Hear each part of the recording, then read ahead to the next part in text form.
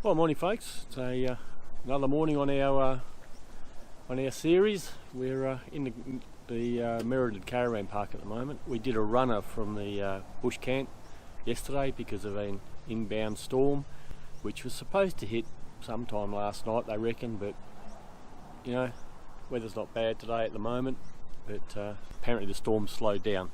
So they're sort of suggesting now 2 p.m. out at Nungarin, which is where we're going to drive back to today. We're leaving the caravan here in Merredin. Everyone's camped here. We are going to drive down to Nungarin, do the bits down there we're supposed to do, and then come back and spend the night again here at the Merredin caravan park. The reason for that was mostly because the other two are in rooftop tents and swags, and if the potential winds of 125 kilometres an hour comes true, you really don't want to be in a rooftop tent because it may not be on the roof any longer. So that's the reason we did the runner. So shortly we'll be leaving and we're heading down to Nungarin and continue the show.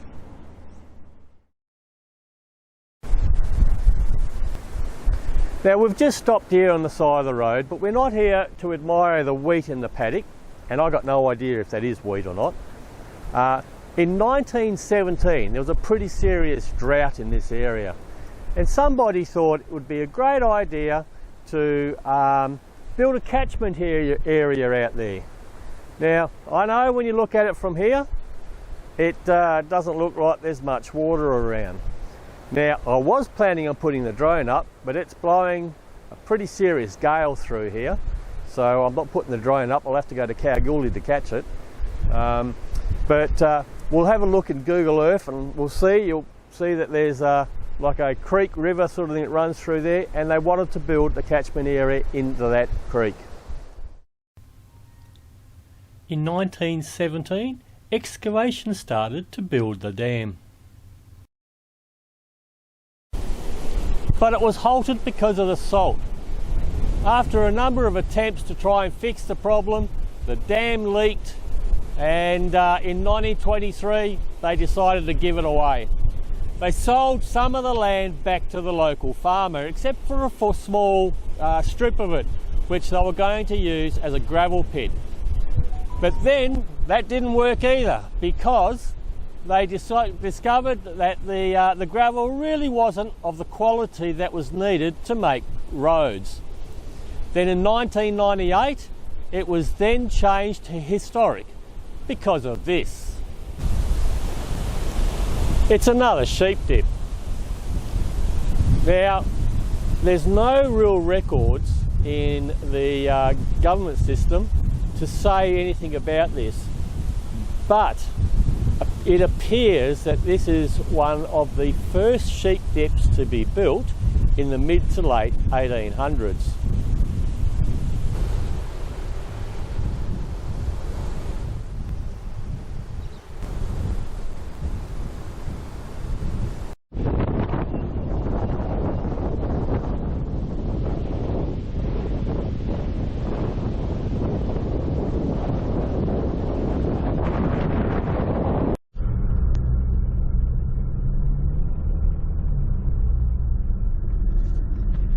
Getting really hard to film in this cyclone.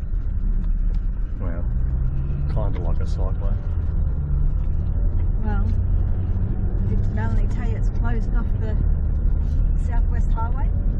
Oh, why? What happened there? All the power lines are down across the roads. Wow. Well, we clearly don't have to worry about that. So, yeah. No power lines. Way in.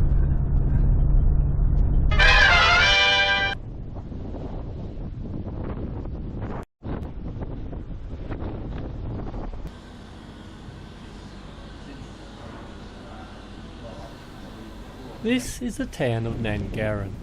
It's only a small town, but I imagine that during the wildflower season there might be a few people around the town. It does have a small, very basic caravan park, and if the hotel reopens, from all accounts the rooms were pretty good and the meals were sensational. It's always worth getting out of your car for a few minutes and taking a walk around the streets. you never know what you might find, like the original road board for the town. For the younger ones among you, that's sort of like the Shire Council in an area before a council existed. Well, no flies on Pat. I was having a look through this little window here into the town hall, and next thing I know, Pat rings me up and says, I've got the keys for the town hall. So we're now inside the town hall. Now, for you younger people, this would have been the place of entertainment on a weekend, for instance, for country people. You know, here the little person would have sat through the little window where you would have paid your ticket, your fare to come in. It could have been a dance or something in here. It could have been a movies playing in here, or even could have been a play. And so they would have just had put seats down around here, and then you got the stage up the top there where the show would be on. And this was entertainment for the country people. This is how they did it. It was no going to the picture theatres in town or that sort of thing like we have in the city. For them, it was as simple as this. In a way, it's a shame this sort of thing doesn't happen anymore. You know, these old buildings, they just sit here, and it's a real shame.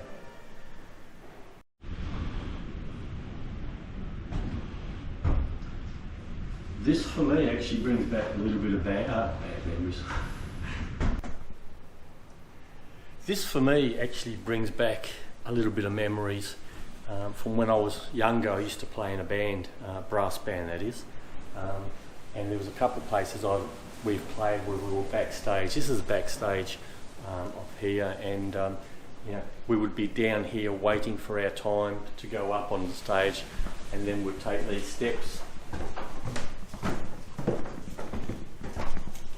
And then in our case with the brass band, we would have had the seats all in a half circle around through here, and we'd sit down and start playing. So yeah, it gives me a little bit of sort of memories of time gone past.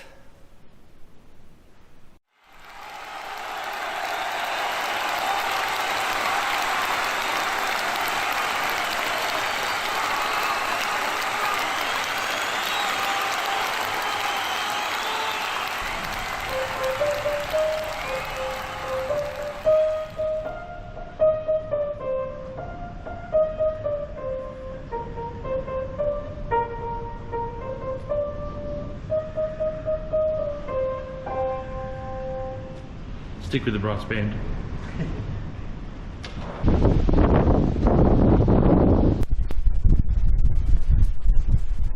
Well, we're just blowing through the little town of, I forgot the name of it, Nungarin.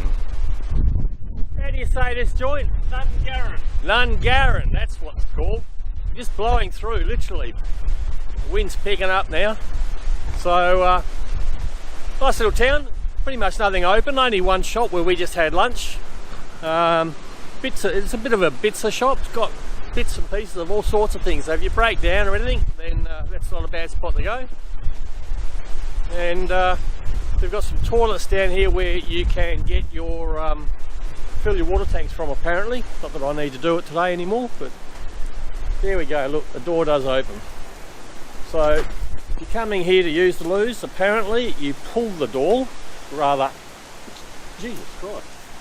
Oh, it's engaged now. Pat's gone in there. Hang on a minute. A window with a view. Inside. But you just pull on the door and the door opens. It's not a turn the handle, which is what we did the first time.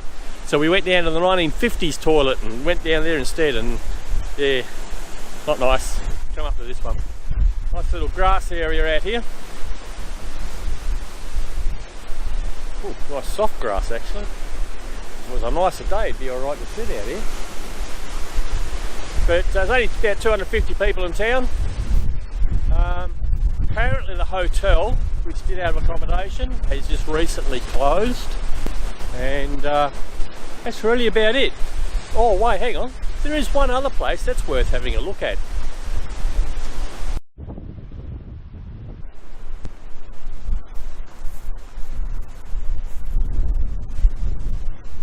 The Nungarin Heritage Machinery and Army Museum.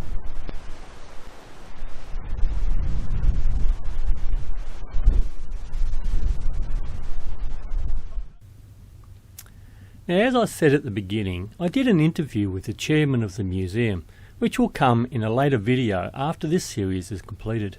Or maybe, if I've already done it, there'll be a link up the top left corner. But here's a little bit from it now. Yeah, it's the Nungarin Heritage Machinery and Army Museum. It was set up, or we got a committee together in the early 90s and officially opened in 94. This is the last remaining building basically of the army camp being in Nungarin. It was built in 1942 because they thought that the Japanese were going to come down and invade us, and they wanted a supply depot somewhere inland in case we were ever attacked. They'd be able to resupply the troops with. And so Nungarin was chosen because it was approximately 300 k's inland, and at the time carrier-based aircraft never had big fuel tanks, so couldn't get in here and back again, and it could be supplied by rail and road at that time from over east and all the ports in Western Australia. So I imagine you must get your equipment or the stuff that arrives here in various different conditions. Yep. So you do all that work here? We try to, but we, as in everything in the country, we're getting less and less volunteers because they keep falling off the perch basically, and we only own about 50% of the stuff in here. We do contracts with people, and they can leave them here for the life of the museum or for their life or whatever. Alright folks, that brings us to an end to the Nungarin Military and Heritage Machinery Museum out here at Nungarin. It's an easy, probably 3-hour drive out of Perth, so a really nice day trip. Cost you $10 to get into the place. So come out here and support the people out here doing an excellent job of maintaining and recovering these vehicles from being effectively scrap in a paddock somewhere. I've also been told by somebody to mention that on the 2nd, 3rd and 4th Sunday of the month they do an amazing breakfast out here, so keep that one in mind as well. So that's it for this, so till next time, happy travels.